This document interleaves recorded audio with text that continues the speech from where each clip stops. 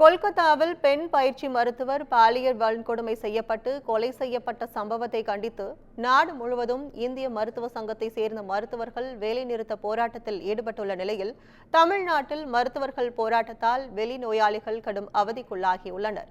சென்னை ராஜீவ்காந்தி அரசு மருத்துவமனையில் மருத்துவர்கள் ஒருநாள் வேலைநிறுத்த போராட்டத்தில் ஈடுபட்டுள்ளனர்.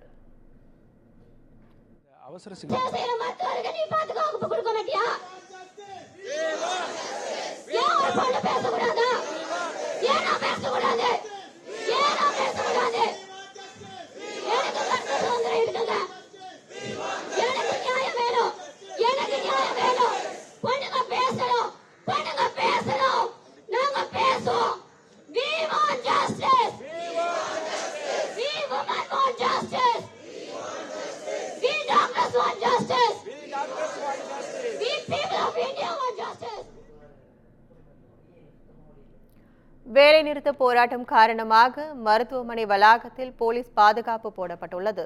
தலைநகர் சென்னையில் பிரதான மருத்துவமனையான சென்னை ராஜீவ்காந்தி மருத்துவமனைக்கு நாள்தோறும் பல்லாயிரக்கணக்கானோர் சிகிச்சைக்காக வரும் நிலையில் மருத்துவர்களின் போராட்டத்தால் அவர்கள் கடும் அவதிக்குள்ளாகியுள்ளனர். இதேபோல் திருநெல்வேலியில் அவசர சிகிச்சை பிரிவு மருத்துவர்கள் தவிர மற்ற மருத்துவர்கள் பணிகளை புறக்கணித்துள்ளனர்.